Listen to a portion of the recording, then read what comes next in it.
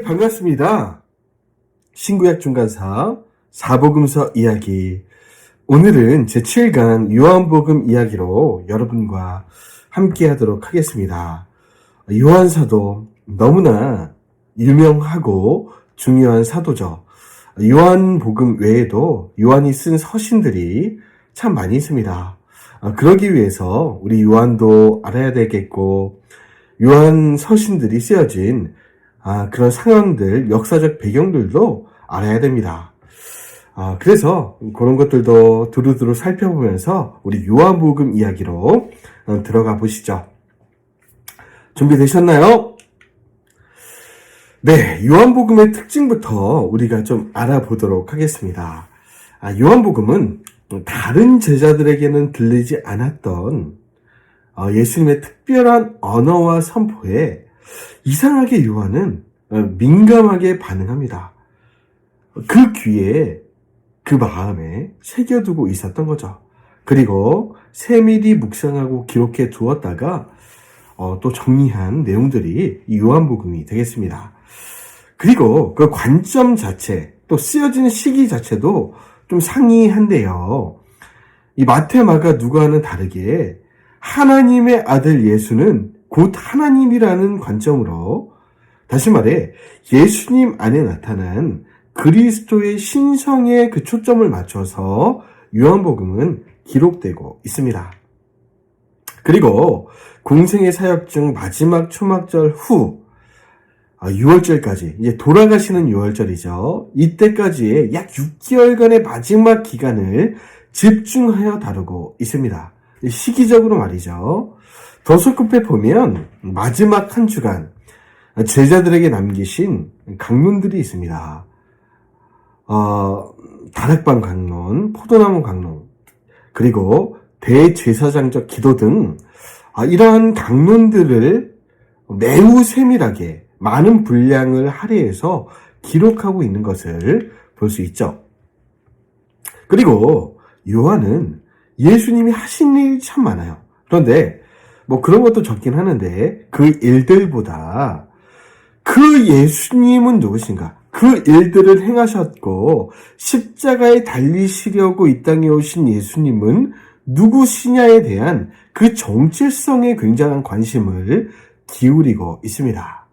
그리하여서 요한신학의 기독론은 예수는 하나님의 아들임과 동시에 하나님이셨다는 것을 피력하려고 합니다. 그래서 요한복음의 내용들에 보면 예수님의 자기 계시적, 선포적 언어가 굉장히 많이 등장해요. 자기신의 근원, 내가 어디로부터 왔느냐 하는 내용들이 주를 이룹니다. 그러다가 결국 처음에는 의심했던 도마의 입을 통해 이 최종적인 결론으로 나아가죠. 도마의 고백, 신앙 고백이 기억나시나요? 그렇습니다. 예수님은 나의 주, 나의 누구라고요? 하나님이십니다.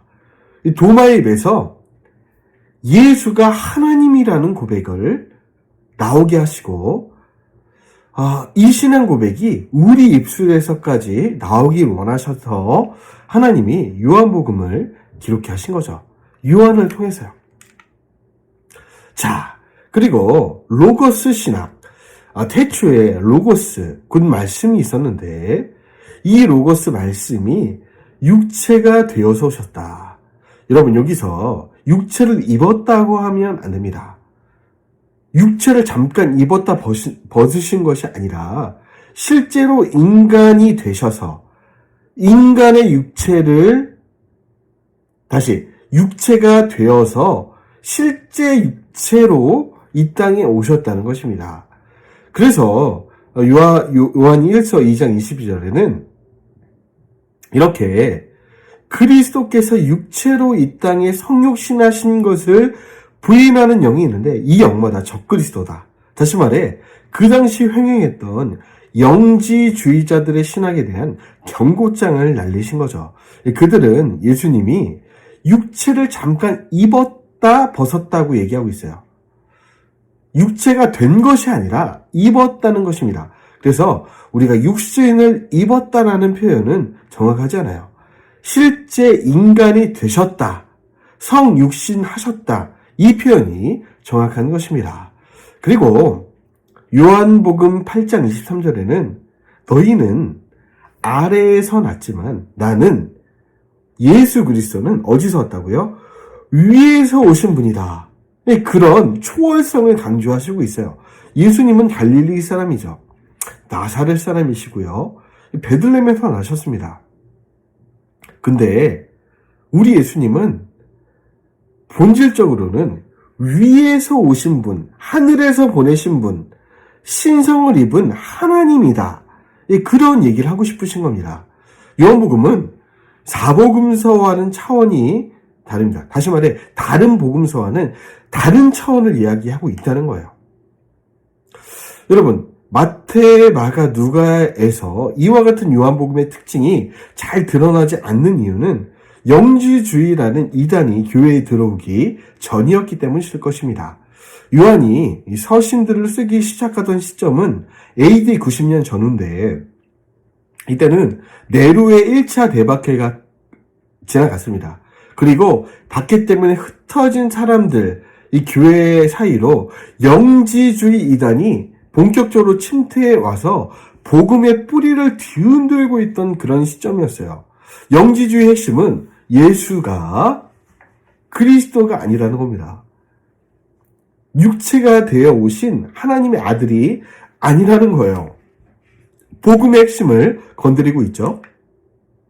우리가 다 이해할 수는 없지만 간단하게 정리해보면 헬라 철학과 영지주의가 짬뽕에서 그렇게 이 교회의 이 복음을 뒤흔들고 있었다는 거예요.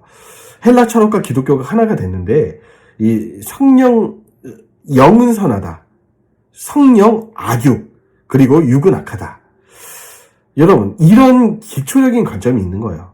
여러분, 영은 선하고 육은 악합니까? 그런 것 같지 않아요? 예, 맞는 얘기도 있어요. 그럴듯합니다. 그러니까 교회가 넘어갔던 거죠. 영은 선하고 악은 약하다. 그러므로 우리의 육신은 그렇게 중요하지 않다는 겁니다. 영이 중요하다는 거예요.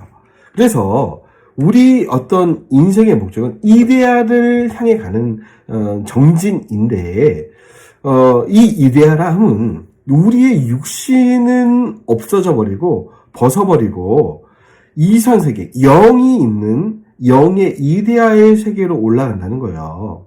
이 죽음이란 것도 육신의 몸을 벗고 영의 세계, 이데아로 나간다는 것. 하나님의 천국이 아니라 영이 있는 이데아의 세계로 나아가는데, 여러분, 그러려면 두 가지가 있어요.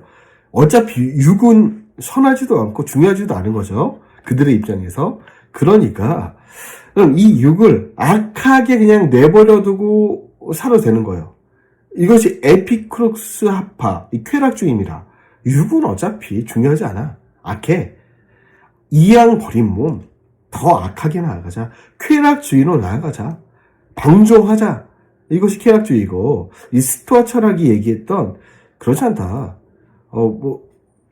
우리의 정신, 영은 물론 육체는 중요하지 않지만 육체는 영을 담는 그릇이기 때문에 영의 세계, 이 지식의 세계, 영적 지식의 세계를 더욱더 궁구하고 탐구하려면 이 육신은 근육의 세계로 더 들어가서 이 영이 더욱더 이제 영적 지식을 취하기 위한 거룩한 도구로 쓰임 받아야 된다. 그래서 근육주의로 한편으로 나가는 거예요.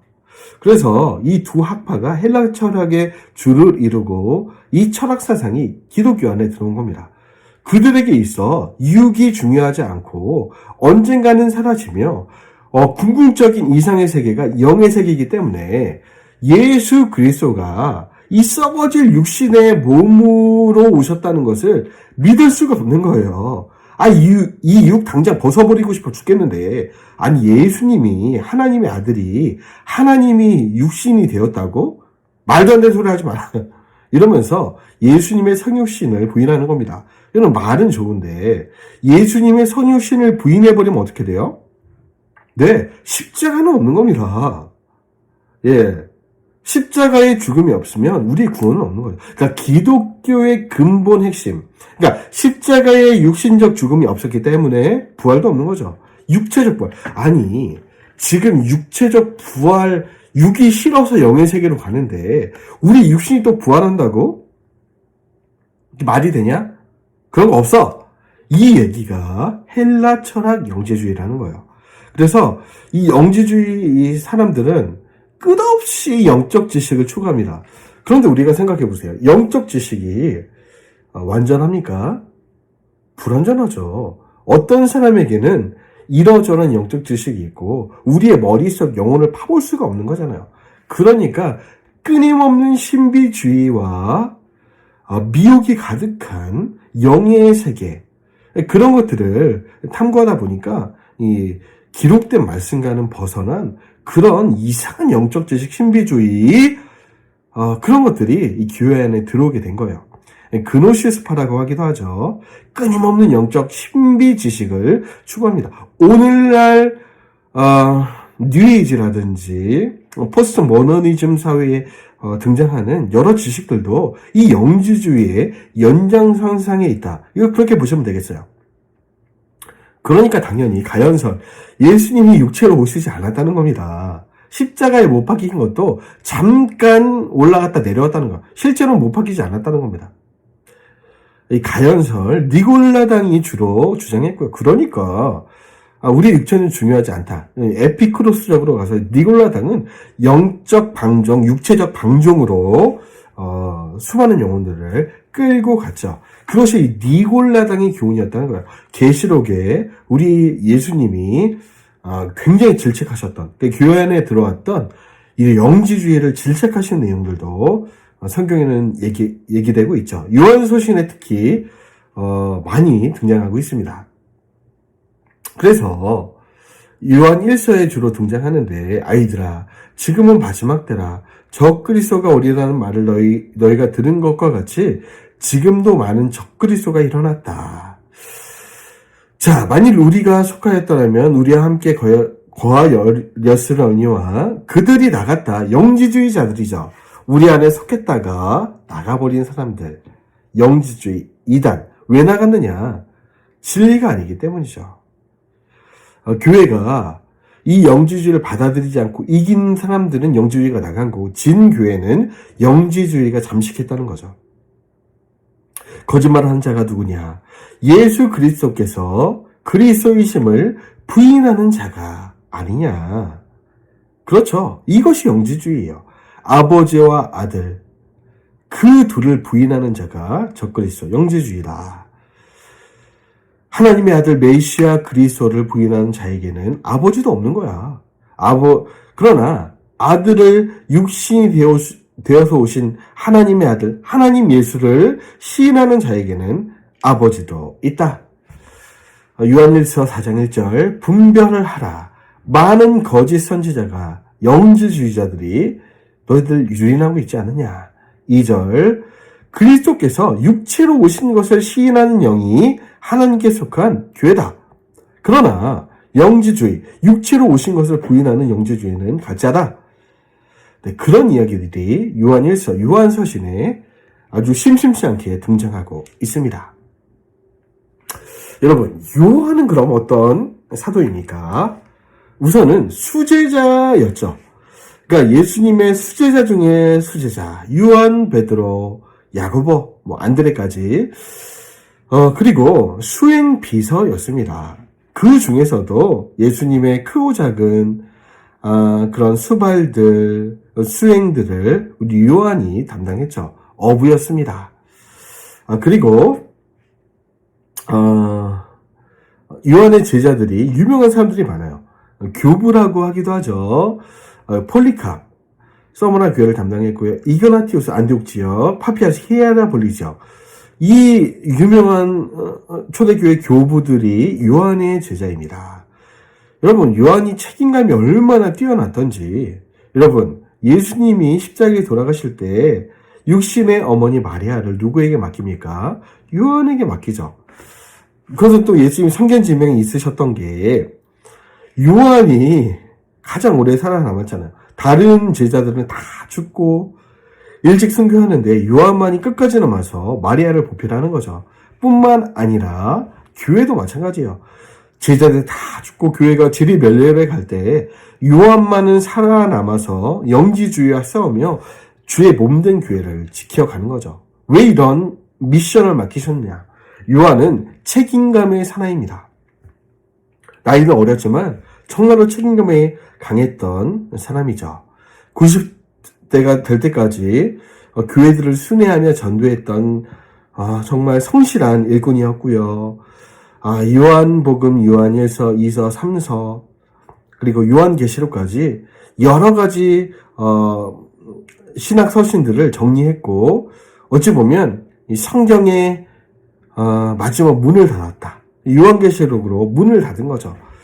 사랑으로 이 모든 신학을 정리했다 볼 수 있습니다.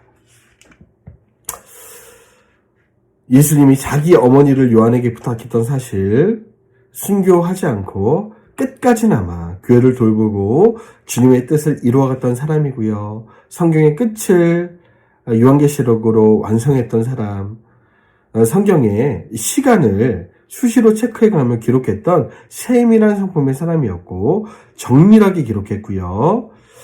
또 사랑받는 사람이었습니다. 작타공인 본인도 그런 얘기를 했고 실제로 그랬던 것 같아요. 가장 많은 사랑을 받았던 예수님께 그런 제자였습니다. 나이는 어렸지만 말이죠. 가장 사랑받을 만한 사람이었고 부지런한 사람, 마지막까지 잘 돌려보고 챙겼던 책임감 있는 사람이었습니다. 눈매가 세밀합니다. 가룟 유다가 재정부장이었죠. 그러면서 돈 훔쳐가다가 몇 번을 들켰습니다. 근데 그때마다 제6시라 꾸시라 그러겠습니다. 적당히 전심 때쯤 아니었을까? 그렇게 기록할 수도 있는데 정확히 기록해요. 이 외에도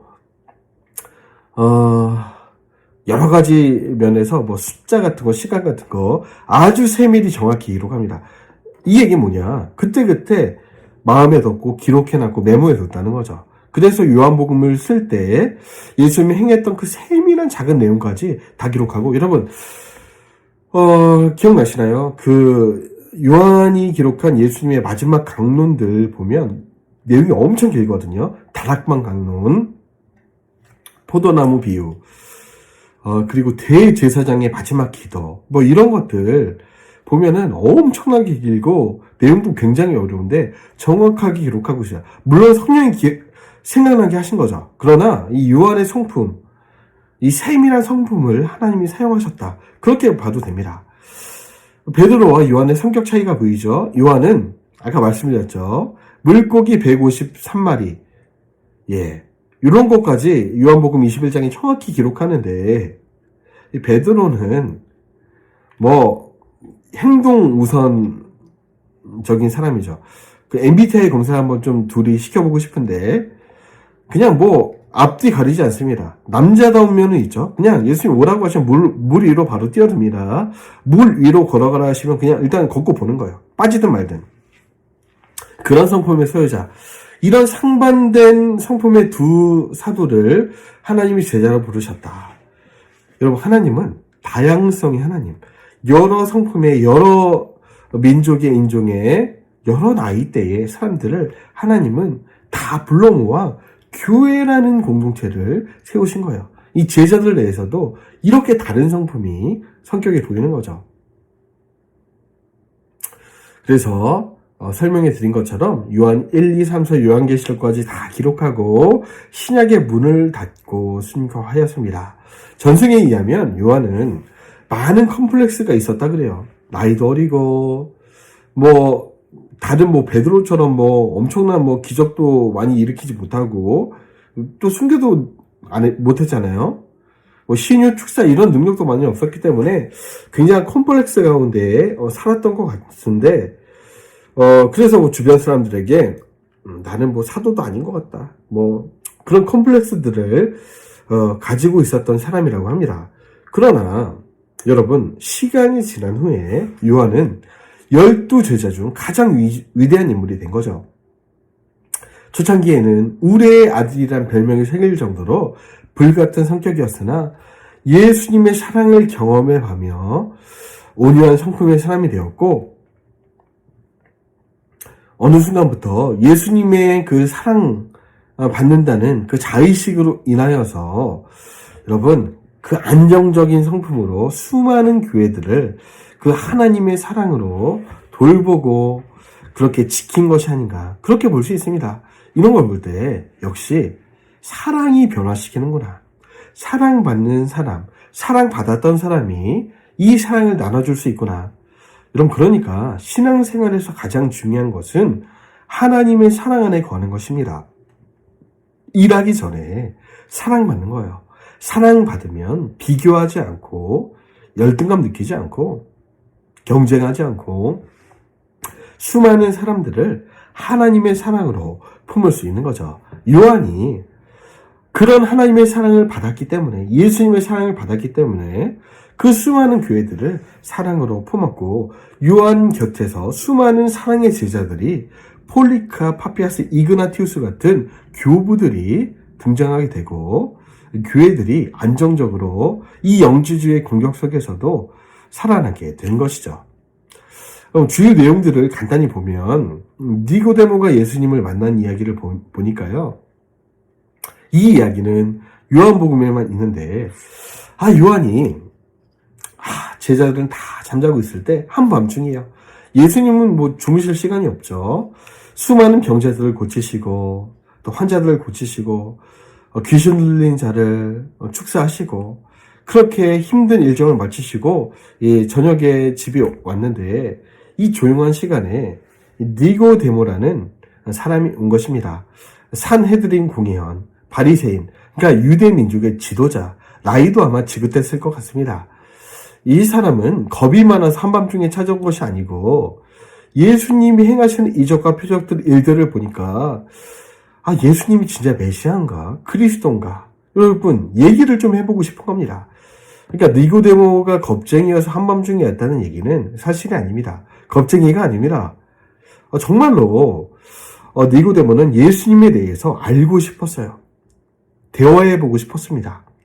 낮에는 안 되니까 한가한 이 한밤중에 찾아온 거죠. 그래서 다른 제자는 다 잠들어 있고 니고데모와 예수님 두 어른이 말씀을 나누시는데, 요한은 그때까지 잠들지 않고 문 틈에서 문 밖에서 조용히 귀를 기울여 두 분의 대화를 들은 거죠. 그래서 그때 수많은 영혼을 구원한 이 구절을 듣게 된 겁니다. 예수님이 말씀하시죠. 사람이 거듭나지 아니하면 하나님의 나라를 볼 수 없다.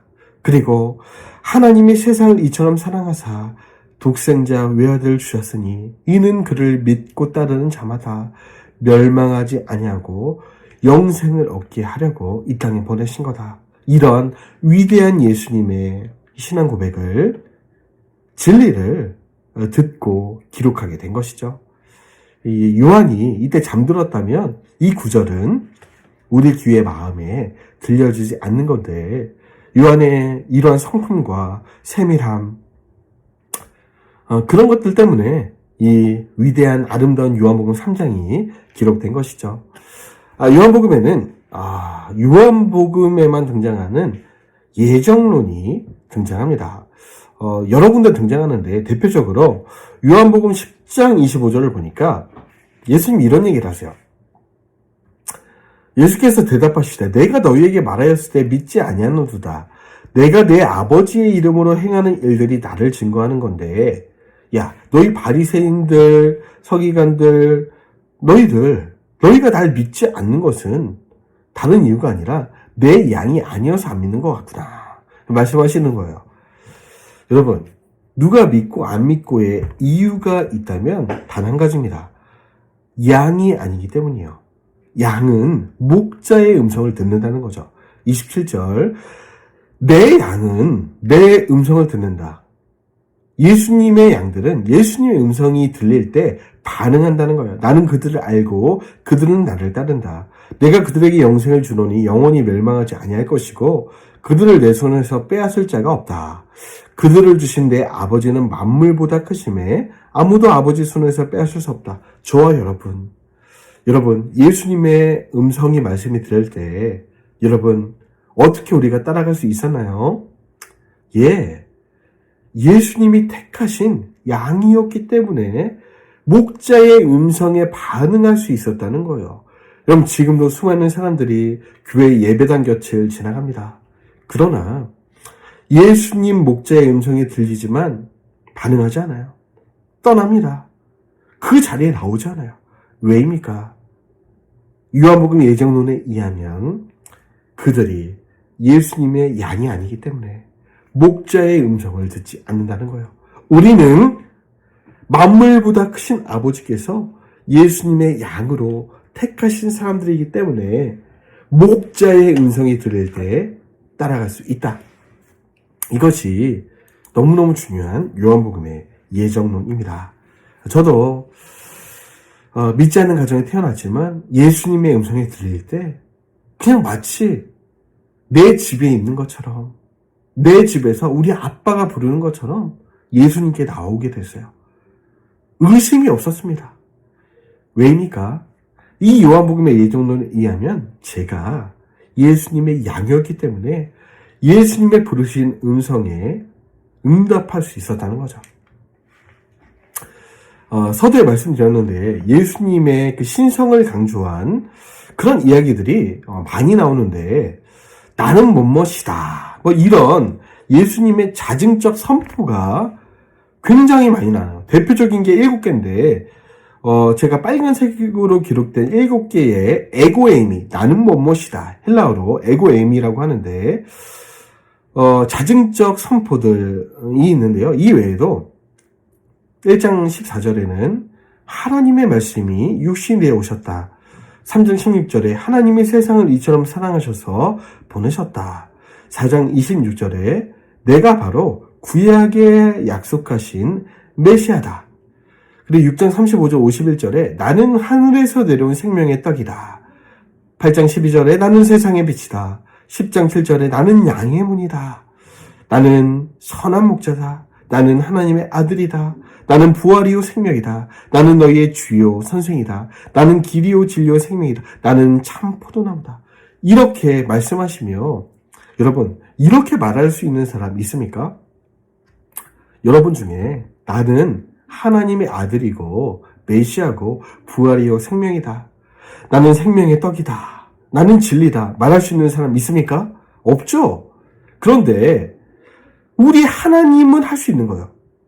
다시 말해 예수님이 하나님이시기 때문에 할 수 있는 얘기라는 거예요. 그 옛날 자신을 모세에게 나는 스스로 있는 자이다 라고 소개하셨던 그분만이 할 수 있는 선포, 그것이 에고에이미, 나는 못못이다, 이런 선포라는 거예요. 대표적인 7가지 설명해 드렸지만 이런 자기 계시적 소수 선포가 요한복음에만 이외에도 총 합해서 26번이 나옵니다. 그러니까 요한복음의 핵심 메시지는 바로 이거라는 거예요. 나는 하나님이다. 예수님의 신성을 강조한 성경책 요한복음입니다. 그리고 예수님의 정체성에 관심을 기울이고 있는 요한복음이지만 이적 기사도 다루긴 합니다. 이 이적 기사도 아주 선별해서 편집해서 선택적으로 기록하는데 이 이적들 기적들도 예수님의 신성을 강조한다는 거예요. 여러 가지 이적들 표적들이 있지만 이 이적들의 결론은 뭐냐? 예수님은 초월하신 분이라는 겁니다. 어떤 초월이 있는지 한번 보시죠. 자, 물로 포도주를 만드는 이 기적들을 행하실 때 여러분 물을 포도주로 바꿀 수 있는 분은 누굽니까? 인간은 아닌 거죠. 사물의 질을 바꿔놓는 그럴 수 있는 분은 하나님뿐이다. 오병이어 사건을 통해서 사물의 양을 초월하셨다는 거예요. 여러분 오병이어가 어떻게 수많은 군중들을 먹일 수 있습니까? 그러나 사물의 양을 창조할 수 있는 분은 가능한 거죠. 양을 초월하신 예수 그리스도. 왕의 신하를 고친다. 이 원격으로 이루어지지 않습니까? 그냥 말씀만으로 고치시옵소서. 그냥 말씀만 했는데 원거리에 있던 왕의 신하가 고쳐지게 됐다. 공간을 초월하시는 하나님, 예수 그리스도. 베들스다 목가에 38년 된 병자를 고치시는데 시간을 초월하는 거예요. 38년 상관없어. 50년도 상관없다. 우리 예수 그리스도, 그분이 하나님이라면 38년 됐지만 고칠 수 있다는 거예요. 시간을 초월하신다. 물 위를 걸으신 예수 그리스도, 자연법칙을 초월하시는 거죠. 아니, 물을 만드신 분이 물 위를 못 걸으시겠습니까? 우리 예수님께는 암이나 감기나 똑같은 병입니다. 우리 몸을 만드신 분이 우리 몸을 왜 못 고치시겠습니까? 죽은 자라도 왜 못 살리시겠습니까? 이 땅의 상식과 자연법칙을 초월한 분이 바로 예수님. 어떻게 초월할 수 있죠? 그것을 만든 분만이 초월할 수 있는 거예요. 그분은 태어날 때부터 날 때부터 소경된 자를 고치셨는데 이것은 운명까지도 초월할 수 있다. 태어날 때부터 소경이어서 인생이 망가졌죠. 그럼 괜찮아요. 우리 예수님이 찾아오시면 우리의 망가진 운명들, 망가진 과거도 얼마든지 변화될 수 있습니다. 이것이 복음의 능력이죠. 여러분, 어떤 죄 가운데 있으시든지 어떤 더러운 과거가 있든지 관계없어요. 우리 예수님께 가면 운명은 초월됩니다. 과거는 초월할 수 있어요. 우리 예수님의 능력입니다. 죽은 나사로를 살리신 분이 우리 예수 그리스도, 삶과 죽음의 권세를 가지신 분이, 여러분, 그런 분이 계시다면 염라대왕이 죽음을 이기는 게 아니에요. 우리 예수님이 산 자와 죽은 자를 심판하러 오시는 재림의 왕이심을 믿으십니까? 그렇다면 여러분, 죽음을 이기신 분이 죽음을 초월할 수 있는 거죠. 십자가에 죽으시고 부활하신 사망 권세를 이기신 분이 여러분 죽음을 초월할 수 있는 겁니다. 여러분, 여러 가지 기적들, 이적들 위에서 보신 것처럼 이 외에도 여러 가지 일들이 많으니 낱낱이 기록된다면 이 세상이라도 이 기록된 책을 두기에 부족할 것 같지만 이 중에서도 이 7가지 특색 있는 기적을 통해 우리 예수님의 초월성, 신성을 강조하고 있다는 것입니다. 자, 이 요한복음에만 나오는 특수자료가 또 있는 것 같네요. 요한도 특별히 이것은 뭐 누구에게 물어봤다기보다 누가는 여러 사람들에게 물어봤겠죠. 그런데 요한은 워낙 세밀한 성품의 사람이라 마태, 누가나 다른 제자들이 보지 못했던, 그러나 같이 들었지만 마음에 담아두지 않았던 것까지 세밀하게 마음에 담아두고 있다가 다른 복음서에는 기록되지 않은 요한만이 알고 있고 간직하고 있던 내용들을 적었다는 거예요. 그것이 소위 요한 특수 자료입니다. 다른 복음서에 없습니다. 성육신 로고스가 육체가 되었다. 요한복음 1장의 내용 없죠. 요한복음에만 있습니다. 갈릴리 가나의 혼인잔치, 이것도 다른 복음서에는 없고 요한만이 기록하고 있어요. 요거 없었으면은 이제 물이 포도주를 변하다는 이 사건 우린 영영 모르는 거죠. 니고데모 이야기도 없었고요. 요한만 알고 있습니다. 기록했고요. 베들스다 목가의 병자를 고친 사건, 나는 선한 목자라는 이 선포, 요한복음에만 있습니다. 죽은 나사로 살리신 것, 포도나무 비유, 대제사장의 기도, 마지막 날 밤에, 그 다른 제자들은 다 지금 뭐 딴 생각하고 자고 있고 이때, 여러분, 요한은 예수님의 이 기도에 귀를 기울이고 있었다는 거예요. 대제사장, 오타가 있네요. 대제사장의 기도.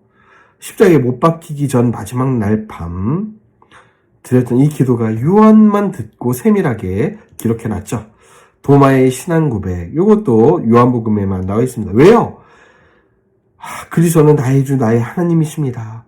이 고백이 요한복음의 주제이기 때문에 요한이 이 도마의 신앙 고백을 잘 듣고 있다가 기록했고요.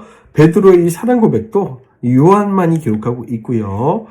위에서 오시는 그리스도에 대한 내용들, 사마리아 우물가의 여인들, 요것도 요한복음에만 기록되는데, 이거 기록 안 해놨으면 우리 예수님이 사마리아에 간 거 우리가 몰랐잖아요. 원래 유대 남자는 사마리아 가지 않거든요. 여인하고 얘기하지 않습니다. 근데 우리 유대인 남자 예수님이 그 이방 땅에 가서 복음을 전하시고 여인들과 그 지방 사람들을 구원하신 이야기, 요한이 기록하지 않아서 우리가 모르는 건데 얼마나 감사한지요.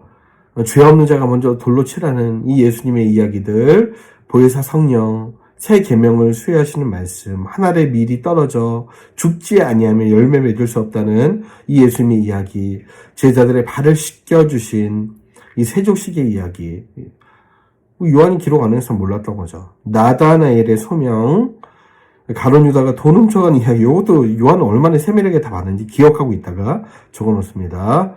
그리고 부활 이후에 무덤에 예수님의 수의와 수건이 개어져 있었던, 그냥 지나칠 수 있는 내용인데 요한은 지나치지 않아요. 딱 봤더니 가지런히 이 수의와 수건이 개어져 있었다는 거예요. 이런 것까지 아주 디테일하게 봤다. 이상의 20가지 기사는 매우 특별한 기사입니다. 요한이 잘 챙겨놓고 예수님의 모습을 그리고 있습니다. 이런 것들이 그리스도의 신성을 설명하는 매우 중요한 결정적인 내용입니다. 이런 의미 때문에 요한복음이 정말 중요한 사복음서 중에서도 정말 중요한 복음서가 된 것이죠. 그런데 그렇다고 요한복음만 있어서 됩니까? 아니요. 마태복음도 마가복음도 누가복음도 있어야 이 네 가지 복음서를 통해서 이 예수님의 여러 가지 모습들을 원만히 다 이해할 수 있는 거죠. 네, 이 이야기만 하고 요한복음을 마치려고 하는데요. 이 요한복음뿐만 아니라 이 요한 서신들이 기록될 당시의 상황은 다른 복음서들 혹은 다른 신약 서신들이 기록될 때의 그 시기와 조금 다릅니다. 굉장히 후대예요. AD 90년 정도. 이때는요, 도미티아누스 이 로마 황제의 전무후무한 2차 박해가 시작되던 그런 시점이었습니다. 막 교회 지도자들이 막 끌려가서 순교하고 고문당하고 끔찍한 상황이었어요. 네로의 박해도 심각했지만 이 2차 박해도 엄청났습니다. 그래서 막 유배되는데 요한은 거물이라 그런지 순교하지 않고 이 반모섬으로 유배된 거죠. 그때 기록한 성경이 여러분 잘 아시는 요한계시록. 제가 이 사복음서 강의 이후에 제가 아주 칼을 갈고 준비하고 있습니다. 이 강의 듣게 되실 텐데요. 영지주의로 인해서 이 교회들이 자꾸 변질되어 가는 시점이었죠. 제자들은 흩어지고 있었고요. 니골라당 헬라 철학들이 막 혼합해서 교회들을 유린하고 있던 때, 제자들이 지역을 분할해서 교부들이죠. 이런 교부들이 막 지역을 분할해서 순회 전도하며 하고 있었지만 교회들은 쉽지 않았던 그 시점에 요한복음, 요한일서, 2서, 3서를 기록하고 있었습니다. 전방에 걸쳐 로마, 헬라, 아시아, 갑바도기, 알렉산드리아, 바벨론에 이르기까지 여러분 전무후무한 박해들이 이제 앞으로 계속될 거예요. 그 시작점에 요한이 있었다. 밖으로는 박해고 안으로는 영지주의 이단이 전방위적으로 밀려 들어오고 있었고요. 교육이 부실하다는 거예요. 사도들은 다 죽고 이단들은 침투하고 하니까 온전한 복음을 전할 사람들이 점점 줄어들고 있었던 이때 였다는 거죠. 그리고 그때는 우리처럼 인터넷도 없고 카톡도 없고 전화도 안 되고, 그러니까 지역마다 예수에 대한 얘기들이 달라지는 거예요. 점점. 여러분 어떤 한 가지 문장도 100명에게 이어서 말하게 해보십시오. 중간에 어떤 사람이 단어 하나, 조사 하나만 바꿔도 그 문장은 달라지거든요. 그러니까 예수님에 대한 이야기도 지역마다 막 조금씩 달라지고, 그러니까 이단들이 막 침투하기 좋은 환경이었던 거죠. 요한만 남은 시대, 마지막 사도 요한만 남은 시대였고, 이 고통 중에, 이 위기 속에 왜 안 오십니까? 예수님 오셔야 되는데 왜 안 오십니까? 이렇게 외칠 수밖에 없었던 절체절명의 시기였다. 바로 이때 요한은 요한복음 요한 1, 2, 3서를 기록하고 반모섬 유배 후에는 최종적으로 요한계시록을 기록한 것입니다. 그래서 요한 서신을 한마디로 정의하자면 사랑의 서신이에요. 여러분, 사랑의 교리에 관해서는 요한일서, 사랑의 모범에 대해서는 예수 그리스도, 요한복음, 사랑을 이렇게 실천하자, 요한 2, 3서, 그리고 우리가 결국에 가야 할 곳은 사랑의 나라, 요한계시록, 이렇게 요한의 신학 그리고 서신들을 사랑의 신학 그리고 사랑의 서신이라고, 그리고 요한 자신은 사랑의 사도라고 정리할 수 있겠습니다. 그래서 사도 요한의 서신의 위대성은 뭐냐면 믿음과 소망, 사랑 이 세 가지는 항상 있을 것인데 그 중에 제일은 뭐라고요? 사랑입니다. 믿음도 필요하죠. 소망도 필요합니다. 그러나 사랑이 가장 위대하다고 했을 때 여러분, 참 믿음은 야고보가 이야기하고 있어요. 실천을 동반하는 믿음, 야고보서. 소망은 베드로가 얘기하고 있죠. 베드로 전서를 통해서 영원히 흔들리지 않은 영혼의 닷 같은 소망 대신 예수 그리스도를 붙들자. 그리고 요한은 좋다.